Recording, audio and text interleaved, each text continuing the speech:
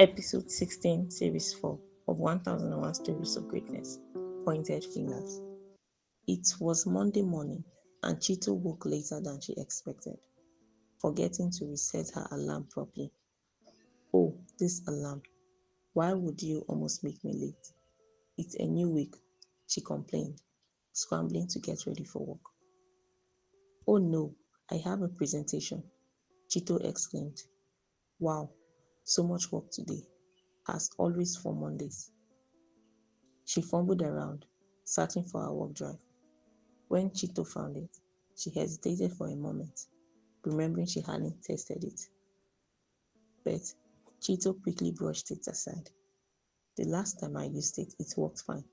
She reassured herself, slipping it into her bag. Then she noticed her dress lying on the floor, the one she had carefully laid out the night before. Oh gosh, my work dress, she muttered, picking it up and shaking it out. The chair must have been slippery. She reasoned, though Chito hadn't spread it carefully enough. I don't have time to iron it again, she sighed, straightening it as best as she could before putting it on. At work, the day began with a general meeting. Mr. Leon, the manager, asked Chito to present the week's work. She stood confidently, but when Chito tried to open the drive, it wouldn't load. Oh God, Chito muttered under her breath. Didn't you test it before now?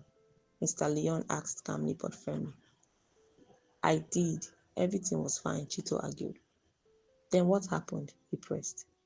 The room fell silent, colleagues watching her. It must be the drive.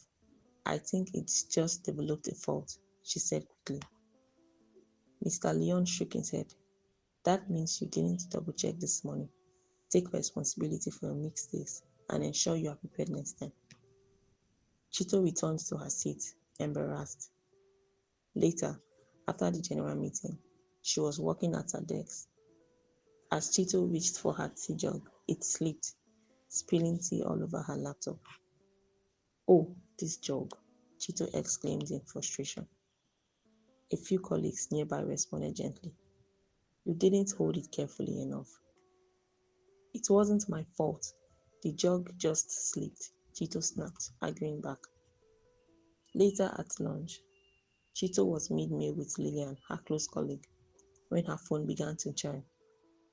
As she scrambled to dig through her bag with one hand, while stubbornly whipping a spoon with the other, she lost her balance. The bag slid from her lap and hit the floor with a heavy thud, scattering her belongings across the tiles. Oh, this bag, Chito groaned. You could have just put the spoon down, Lillian said. It's not my fault. The phone was stuck, Chito snapped. Lillian didn't argue. Chito finally connected the call. Hi, Mom. Her tone shifted instantly after a brief complaint about her messy morning. Chito listened to her mother's response with a bowed head. I know I will improve, she said softly. Chito walked over to Lillian's desk later that afternoon. She hesitated for a moment before leaning in, her voice low and sincere. About earlier, do you think I shift blame? Like I'm unable to just say I was wrong?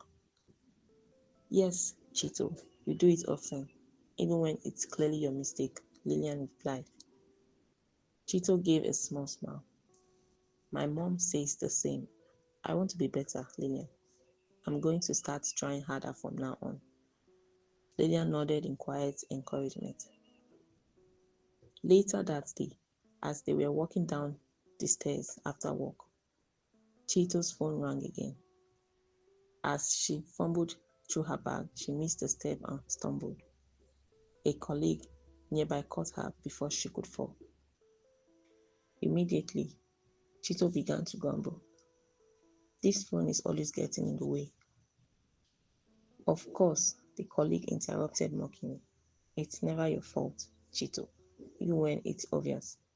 He shook his head. My reputation for shifting blame was well known around the office. Lillian leaned in and whispered, "Remember your promise." Chito froze. She took a deep breath and looked at Lillian, then back at the colleague.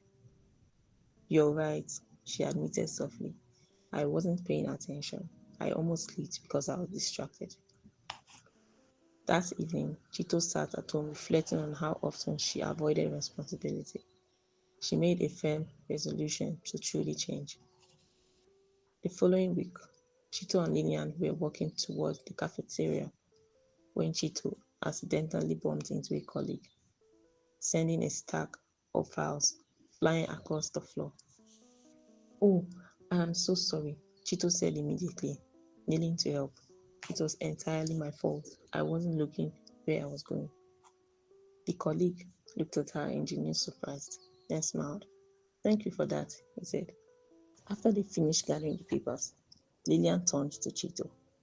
"I'm so happy to see you are actually doing it. You're really changing." Chito smiled back, feeling a new sense of peace. "I'm getting there." And she was. Taking responsibility for her mistakes didn't just make her a better colleague, it made her a better person. Keep enjoying the episodes of 1001 Stories of Greatness at 1001storiesofgreatness.wordpress.com.